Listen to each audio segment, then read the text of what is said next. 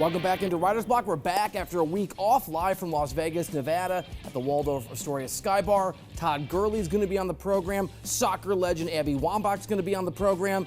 And of course, we got to catch up on all the craziness in the NBA. Free agency's over, and now the battle for the West and Los Angeles begins.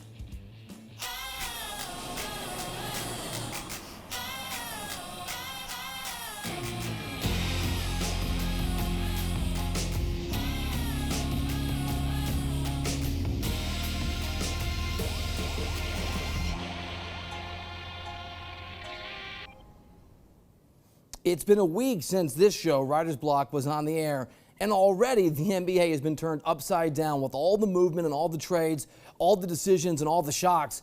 If you had walked into one of these casinos behind me a week ago and asked them to lay odds that Paul George would be a Clipper, you might have been laughed out of that particular sports book, but that's where we find ourselves. Kawhi, not just as you know a Clipper, but Paul George now a part of that mix, and the battle for Los Angeles begins in earnest. And also, Russell Westbrook, we'll hit this, I'm sure, on the show in the coming days and weeks, almost certainly going to find a home somewhere else very soon. The Heat in contention to try and bring in and absorb that major contract, that aging superstar. Maybe Minneapolis, maybe Minnesota makes a move. We'll keep you updated on CBS Sports HQ if and when that happens. Today, we're going to get into that battle for Los Angeles, California, and the fact that, of all people, last year in that Thunder jersey with that Thunder team, Paul George called his partnership with Kawhi Leonard.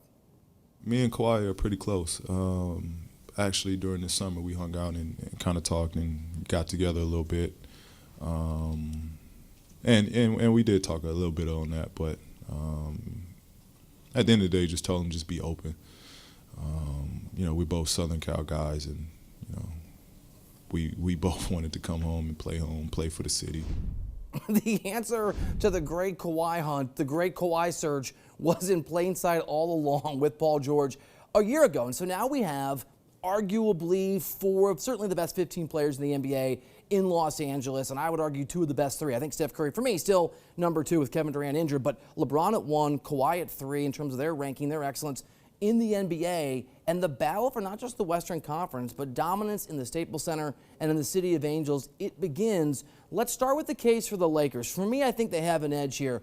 LeBron is still the best player in the game. 28, 8, and 7 last year. Remarkably gifted and talented. His petulance, his frustration, his insouciance over that young Lakers team that wasn't performing, that'll be gone, replaced by the excitement of having landed, through collusion, Anthony Davis in that trade. As you can see here, you're looking at two guys who are among the best in the game. Their production, their ability to be excellent together, what this team can do defensively, and you throw in the rest of that roster as it's currently constructed.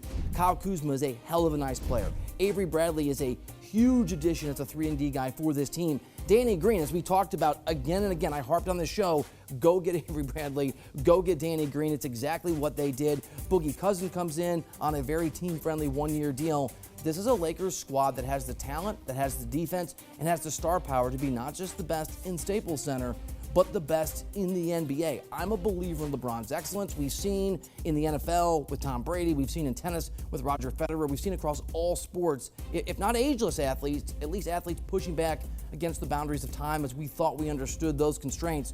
LeBron is going to be an MVP candidate next year, and you're looking at a Lakers team that is going to be one of the best in the game, and the biggest challenger will be that team sharing a building down the hallway. Kawhi Leonard uncovered, really unmasked for us, his utter greatness. We should have seen this coming. He was already a Finals MVP, the second youngest in NBA history when he was at the Spurs, but we saw with the Clippers his ability to take a talented team and a team with some depth, but no real star power, put them on his back and carry them to a championship. He'll have some help now. Paul George is not just a superstar, he's an incredible perimeter defender. He's going to be a perfect pairing with Kawhi. As a big two, I'm not sure the guys you see there are quite as talented in a vacuum as AD and LeBron, but we know that Kawhi can make it work with guys much less capable, much less talented than Paul George. This is going to be a dominating team. The thing about LeBron, and we've seen this when he went back to Cleveland, I covered it his first year in Miami, I don't think people understand the weight, the gravitational pull of the pressure of being around LeBron James. LeBron magnifies, Kawhi makes things easy. LeBron sucks all the oxygen out of the room, Kawhi doesn't want to be in the room in the first place. There's less stress, there's less, I don't know if it's pressure, but there's this sensation of being claustrophobic when you're around and to play with LeBron. I've experienced it as a reporter. I've had sources describe it to me. I think you're talking about a Lakers team that gets off to a slow start. I think the under is going to be a pretty nice bet for this Lakers squad. But when we get to the postseason and all those problems have worked themselves out, they did that first year in Miami. They started 9-8 and almost fired Eric Spoelstra. At least LeBron tried to get him fired. They started under 500 all the way into January, his first year back in Cleveland. Both those teams made the finals. And for me this year at least, I like the Lakers to be the better team, but not everybody agrees. In fact, you look at this Clippers team and some of that depth. Sweet Lou Williams was pretty excited about what they got going. Prices just went up. Don't talk to us. Don't talk to us. Looks like my boy is coming with me to LA. Where we going, cuz? We coming home. I love this Clippers team that you're looking at. I love the depth. I love the defense. Patrick Beverley is such a nice player on that team. Lou Williams, sixth man of the year. You are looking at a whole bunch of guys who are going to buy in immediately to what Kawhi Leonard is about. Kawhi is a lunch pail superstar. Goes to work, does his job, doesn't want to be in the limelight, doesn't need his so-called shine.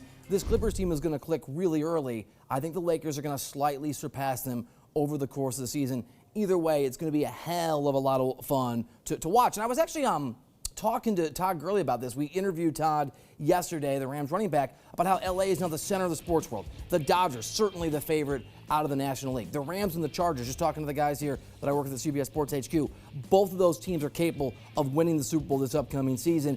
And of course, the Clippers and the Lakers. It is going to be a hell of a fun thing to watch, this Battle of LA. In just a minute, Todd Gurley, we put him to we sort of put the screws to him a little bit yesterday, a little pressure. Which team is he going to root for, Clippers or Lakers? We'll get into that, his knee, his health, this Rams team, when we come back to Writer's Block from Los Angeles. I'm not in Los Angeles, from Las Vegas, Nevada, at the Sky Bar at the Waldorf Astoria.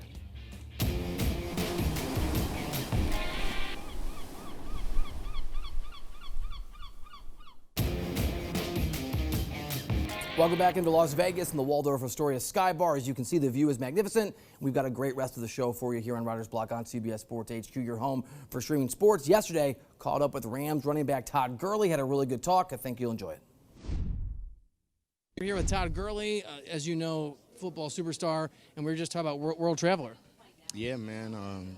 Got a chance to go to Europe this off season, experience some new things. We was just talking about Barcelona. I love Barcelona, man. Spain is beautiful. London, one of my favorite places. It's such a great time. Reminds me of New York.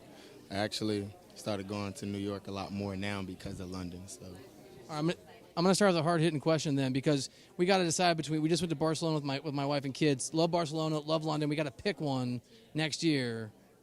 Sports writer budget. We got to go one time. Where you point me toward if I'm going back to Barcelona or London? What time of the year, though? See? So it'll be February if I do Barcelona. It'll be like June if it's London. June, London. Sorry. But if Neymar go back, then definitely go to Barcelona. That's true. If Neymar's there, I'm absolutely going to do it. Did I see this right? Did I see that you're a huge Carmelo Anthony fan? Is that? I like Melo. I'm getting my boy back in the league, though, man. I need that for sure. You've been following this NBA free agency too much? Man, it's like I know everything. Shout out to the Lakers, man. Clippers too. LA, we in the building. I'm gonna be in attendance at both games though, for sure. You can't do both, can you? Yes, I can. Yeah, you can. You're right. Yeah, you can. You can't root for both, but you can go to both games for sure. All right, we got Dodgers World Series favorites in the National League. You guys, we know what you are. Clippers, Lakers. It feels like this might be the epicenter of the sports world right now. You said it, I didn't. You can say it. It speaks for itself, man. It speaks for itself. We got, some great football teams that's going on. Us and the Chargers was able to make it to the playoffs last year. And like you said, we got Mike Trout down there. We got Kershaw. Not even Kershaw, but just the whole Dodgers. Those guys are killing it. You seen the home run derby last night? That was good. You called, dude, my bet, Mike Trout, I apologize. I should have, and the Chargers. So, I was in Atlanta, right? We know what happened. Are you able to take that close call and turn it into something more than disappointment? How do you process that as you guys go forward this year? Oh, man, it was a blessing. And I tell people all the time, it's just like, at the end of the day, there's only two teams left. And at the end of the day, we didn't win, but it's so much more than we ever done. You know, we got a chance to go to the Super Bowl, never got a chance to do that, and to be able to do that, experience that, it was a great feeling, like one of the best days of my life, even though we didn't, win, because it's something you always dreamed about. Really? Even that's an amazing way. Were you able to feel? How long did it take you to feel that way about it? Oh, I did that like right after the game. I was like, I won. I won today. Because I'm here. Yeah, I won today, and, you have your good moments, you have your bad moments, but at the end of the day, never get down about anything, That's just how I always been, and just try to work towards something the next year and, get a little hungrier and then come back. I know everyone says and everyone's goal is to win a championship in their respective sport. For you, Todd, it's a Super Bowl. You guys were so close. How do you feel about taking that experience and applying it in a way that maybe helps you this upcoming season? Oh, yeah, for sure. Just being able to play in all those games, experience that, and do all that, I feel like it definitely helped us. We know mentally prepared, for a longer season to be able to play in February every year, which is different for all of us, and then also to just have that right mindset, let coach lead us, let golf lead us, let Aaron Donald keep doing his thing, and then, everyone else, we just kind of just do our roles and fall into place. Every time someone brings up Aaron Donald, including you, I think just now, like there's this look in their eye like, man, that dude is good. Yeah, but I can, and he's on my team, so it's like, I'm like, bro, I got Aaron Donald. Like, I'm not complaining about too much. It's like, I'm cool. Yeah, it's like, I'm cool. Like, I have literally the best player in the NFL on my team. So, like, to be able to play with a guy like him it's incredible. And it pushes you as a teammate, even though, I'm still like a all-pro player. It pushes me to, because I see the way he works hard, like super, super hard every day. And, I want to be, following his footsteps for sure.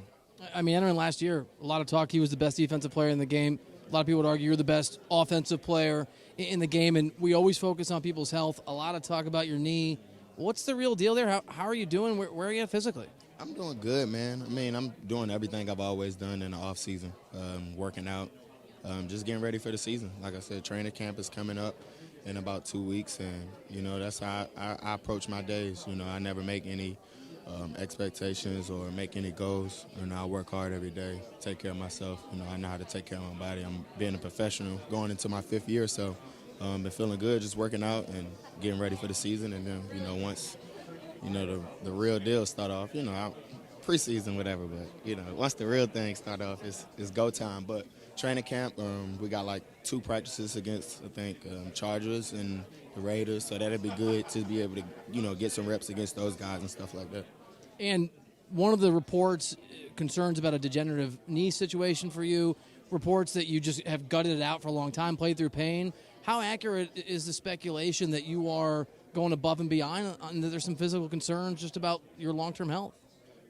Man, I've been feeling good. That's all I can worry about, right now. And, like I said, I play football, so I'm, pushing through stuff, here and there, but it's nothing too crazy. Like I said, I've been doing this game my whole life, and, at the end of the day, you only have one body, so I don't think every athlete loves the game, but no one loves the game that much to put their body at their own risk. It's like sometimes it's like common sense for some stuff. One of the really cool things about this is Gatorade has this all around us right now, these really impressive young people as athletes, as human beings, as people in their community. What does it mean for you to be working with Gatorade to celebrate these nominees for Gatorade Athlete of the Year?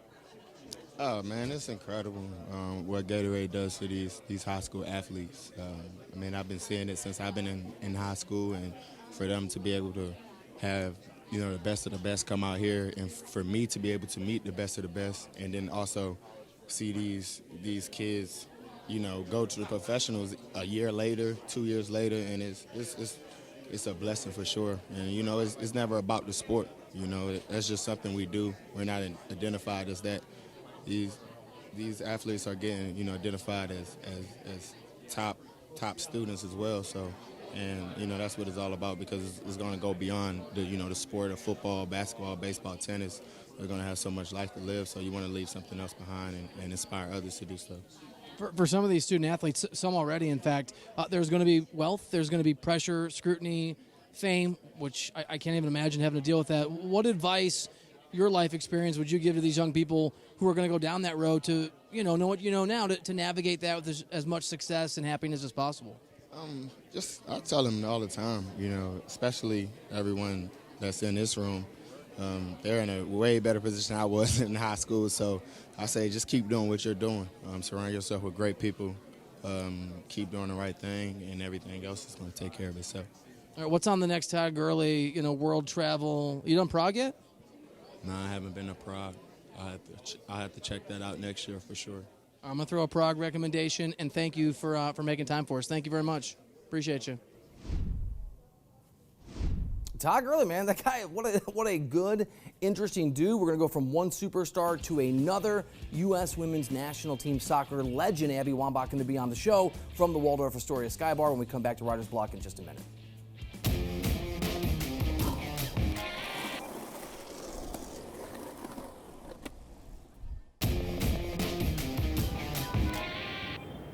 I think this team does an incredible job of taking that on our shoulders and understanding the position that we have and the platform that we have within this world. Yes, we play sports. Yes, we play soccer.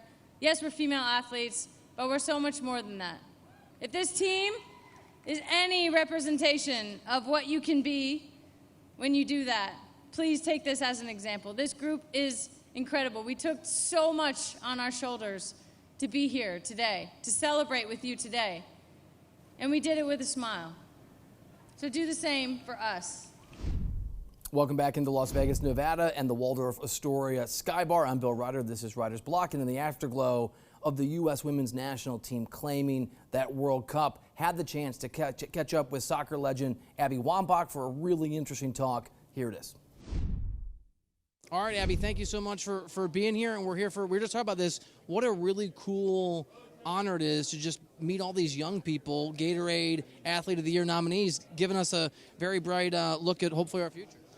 Yeah, I think that Gatorade creates an environment not only for us old folk and retired folk to meet the next generation of bad ASS kids out in the world, but it also is an opportunity to celebrate what these kids have done so far. And it's so cool to see how much further ahead they are now than when I was their age. A really great group of kids. They're smart. And also, it's not just about what they do on the field. It's like what they do off the field that also matters. That's why this awards environment separates itself from so many others. And I'm proud to be a part of the Gatorade family and to experience this with these kids. So we're a few days removed from the U.S. women's national team bringing home that amazing win. And there was this maybe unfair feeling of inevitability, and it was a tough tournament. What kind of pressure do you think that added to the team, that the expectation was to be the greatest on earth, when that's obviously a difficult thing to earn every 4 years? Yeah, I mean, that's the expectation that we put on ourselves every 4 years. So there is no greater outside expectation, more so than the team's expectation of the performance that we want to accomplish. So to watch them define who they were in a unique way, because every team has to have their own identity. And I thought that this year's World Cup winning team and the way that they went about it was so inspiring. And, our world was more ready for a team that was unapologetic and confident and celebratory like these women were, and more power to them. Megan Rapinoe, Alex Morgan, I will follow them into the sun if they started leading me there. And I think a lot of people felt this way. And I have to add, winning a World Cup is not easy. Though they made it look easy at times, there were some moments where we needed a little bit of luck on our side, and dare I say VAR, to take back a few goals from England and give us a penalty kick. There's so many factors. You need a little luck on our side, and I think that we had it. Technology is one of those things we're navigating just as a society, certainly in sports. Do you like VAR? What is sort of your take on its impact, influence on the game? Well, I like when the calls are correct. I think that the quickness of it all will have to get better. Too much downtime, too much stress from our perspective, sitting on the sidelines. And however they figure out how to to use VAR in a more in a way that will keep the fluidity of the game going. I'm sure that they'll do that sooner than later. But of course, like any new thing, there's going to be some hiccups that we all experienced. And I don't know, you should ask one of the current players, because I wasn't there, I wasn't playing. It's frustrating though, because you don't know what's actually happening when you're not on the field. You don't even know what's happening when you're watching it on TV. And I went to a couple of games during the World Cup, and when you're there, you're like, what is going on? Why is there such a delay? So they'll figure it out. So the women have won the World Cup. They have the best-selling Nike jersey, men or women's, in a one-year period in the history of soccer jerseys. Do you have any confidence that there's going to be a movement toward equity in payment for the women versus the men going forward? Well, I think that if there was a case of public opinion, of course they've won it. I think that winning the World Cup gives them a leveraging point that will obviously tip in their favor. But at the end of the day, it's now in the hands of FIFA and the president, Carlos Cordero from U.S. Soccer, to make these things happen and make these women whole, because they've just done not only tremendous work to win this World Cup, but they did it in a fashion that we all can be proud of. And though U.S. Soccer made early investment on this team, you see the byproduct of that now. And you have to keep investing into the program in order for it to stay successful. So, you know, the women did their job. Now it's U.S. Soccer's job to do theirs. Last very, very quick question. We had this amazing moment. I have a 9-year-old daughter. We woke her up to watch the match. And when it was over and the ceremony happened and the fireworks happened, she turned to my wife and said, wow, they really do take women seriously. And I got really emotional for my wife and my daughter. What does it mean to you to be one of the people who are a part of that reality for young girls in this country who, in part, soccer is one of the places they can look, women's soccer, and say, you know what, there's some self-confidence that I take from this? Yeah, I think that that's part of when I say I'm doing this thing and we all collectively buy into doing this thing that's bigger than us. That's exactly what we're talking about. It's so hard to really pinpoint what that bigger thing is, and it's inspiring young kids. It's putting women in positions where, you know, win for the women's national team is win for women everywhere, because it's almost like our women's national team is this litmus test of what's possible. And they're doing it under extreme circumstances where they haven't been given the same kind of resources that men have been given, that our men's team has been given, and yet they're still so successful. You can imagine what it could be if they were given the same resources. And for little girls, for people out there who are inspired by our women's team, let that bleed into your own life. It is possible for change to happen. And if you need the inspiration and you don't know where to look, our women's national team is for sure a landing spot. Thank you for being here, and thank you to Gatorade. Thank you very much. All right, thank you to Abby Wambach. Thank you to Todd Gurley for making some time. We've got some other huge names for you on the show this week. We'll catch up with Patriots running back Sony Michel and big man Karl Anthony Towns from the Timberwolves. I'm Bill Reiter. Thank you to the Waldorf Astoria Skybar for letting us do the show from here. As you can see, we're in beautiful Las Vegas. We're here all week, and we'll catch you tomorrow on the program.